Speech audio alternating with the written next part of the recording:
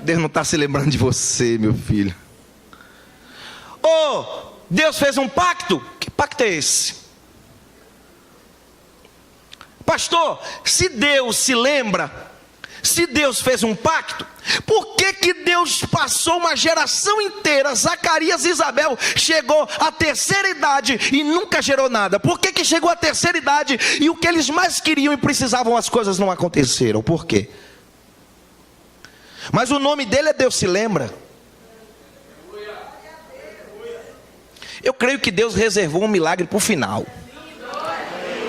Eu creio, eu penso com os meus botões que Deus, Ele aplicou esse nome de Zacarias, Ele aplicou esse nome para Isabel para surpreender todo mundo. Por quê, pastor? Quando ninguém mais esperava, Deus se lembrou de Zacarias. Quando ninguém mais aguardava, quando ninguém mais esperava, quando todo mundo já tinha dito assim: não tem mais jeito, vamos desarmar a barraca e ir para casa, vamos juntar aqui nossos pauzinhos e ir embora, porque Deus não lembra nada, Deus passou, não fez nada. Aí Deus disse: agora eu vou surpreender a vida do meu servo.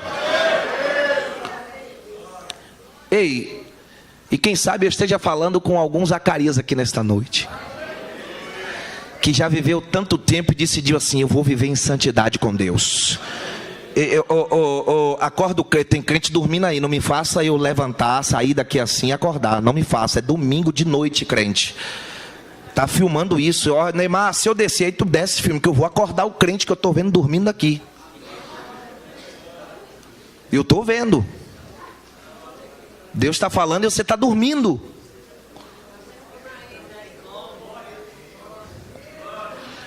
Ei, olha aqui, volta aqui.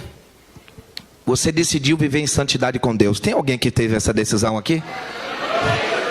Tem alguém que decide dizer assim: olha, pode acontecer o que acontecer, eu vou fazer a vontade de Deus. Pode todo mundo viver como quiser, mas eu quero fazer é agradar a Deus. Eu quero ter... Alguém está aqui? Mas aí pode alguém estar lhe dizendo: e por que as coisas não dão certo? Por que você está tanto tempo e as coisas não acontecem? Aqui que é o perigo. Agora olha o que foi que Zacarias fez. Versículo 5 destaca o tempo. Versículo 5 destaca a sua época. O versículo 6 destaca a sua pessoa e a sua postura e a sua conduta. O versículo 7 destaca que ele vivia um grande problema na sua casa.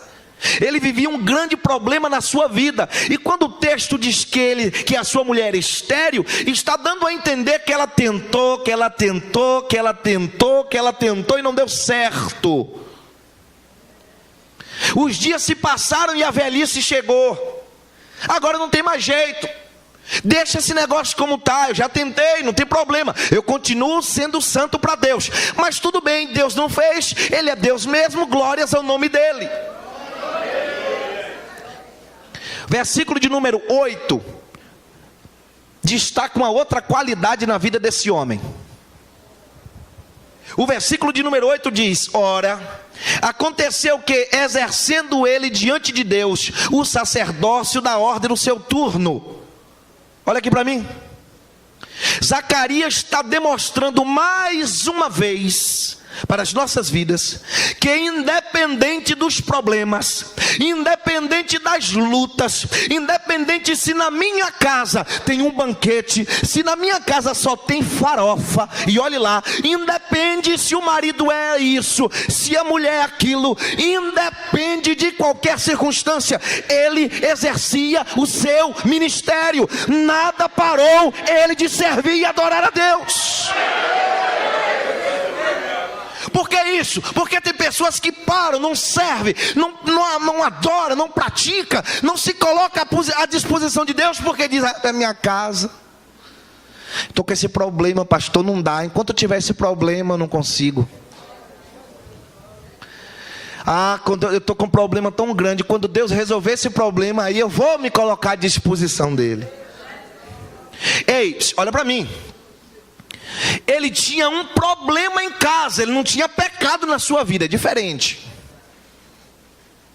Eu não estou dizendo aqui para você, pode estar, a casa está em pecado, é uma bagunça só e vou servir. Não, não é isso que eu estou dizendo. Eu estou falando que existe um problema, uma luta, uma adversidade, uma situação, uma circunstância adversa. Mas ainda assim, ele disse, não importa, eu vou servir, eu vou cultuar, eu vou exercer meu ministério. Porque tem pessoas que têm ministério, mas está parada por conta de problemas. Rapaz, eu fico impressionado como problemas têm poder para parar as pessoas.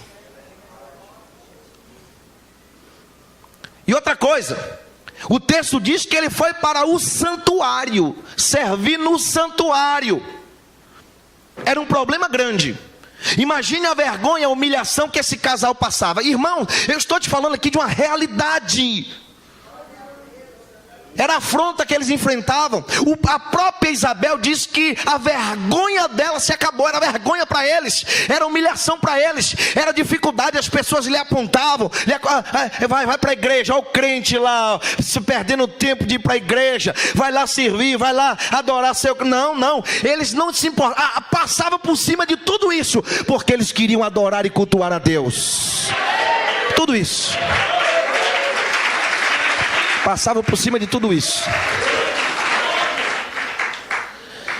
Pastor, como nós temos visto pessoas que param por tão pouco. Pessoas que param na caminhada por coisas tão pequenas. Não vai para o culto hoje, não vou não, pastor, me chateei, era para ser promovido e não fui.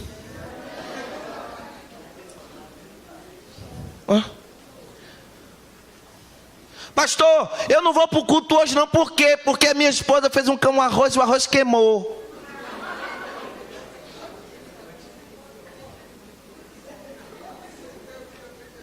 Pastor, eu não vou para o culto hoje não, por quê? Porque o Bahia empatou.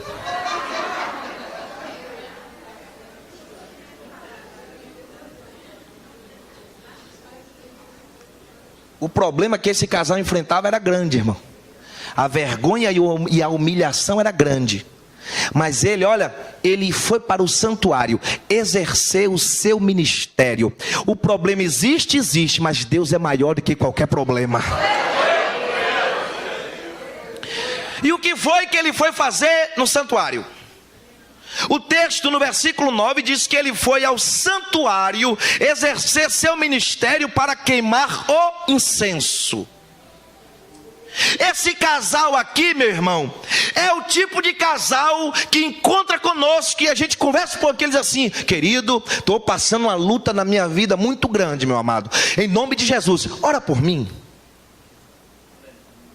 Se encaixa nesse perfil. Só que eles foram para o templo, eles foram exercer seu ministério e eles foram queimar o incenso. O incenso aqui, dentro do contexto da realidade ministerial, era interceder, orar por outros. A maioria das pessoas já entenderam aqui. Ele precisava de oração, precisava de ajuda, mas eles foram orar por outros, pedir por outros, interceder por outros.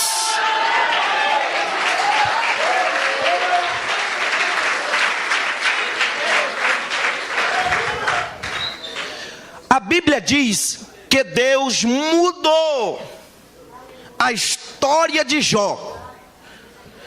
Jó 42, verso 10. Deus virou.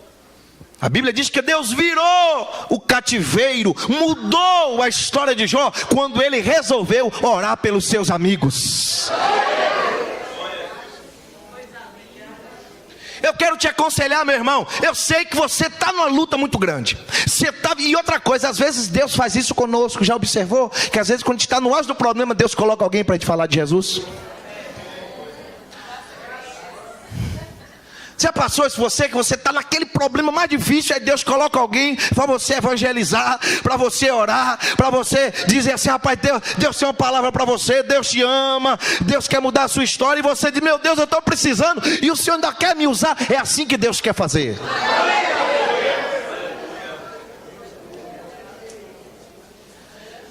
E ele foi para o santuário interceder pelo povo. Deixa eu dizer uma coisa para você. Escolha alguém para você orar ainda até o final do ano para essa vida ser liberta. Escolha. Separe alguém, separe um momento de oração. Mas Senhor, eu vou concentrar e vou clamar. É por esse daqui vai ser liberto, vai ser de Jesus. Vou clamar, vou orar, vou queimar incenso em prol dessa pessoa. Aí o texto diz que ele está exercendo esse ministério. Era alguém que precisava de oração, que estava vivendo um problema. Era alguém que tinha uma vida santa, uma vida reta. O problema se instalou na sua casa. Ele disse: não tem problema, o problema é em casa. Eu vou para o santuário, eu vou cultuar a Deus, nada pode me parar. E quando ele chega lá, ele vai clamar e pedir por outros, pedir por terceiro, lá no altar do incenso. Enquanto ele está orando, ele está clamando no altar do incenso por outros. A Bíblia diz que um anjo aparece. E a Bíblia diz que o anjo aparece ao lado do altar do incenso. Tem alguém entendendo o que Deus quer falar? E o texto diz que o anjo aparece para ele e diz: Zacarias, não temas, as tuas orações foram atendidas.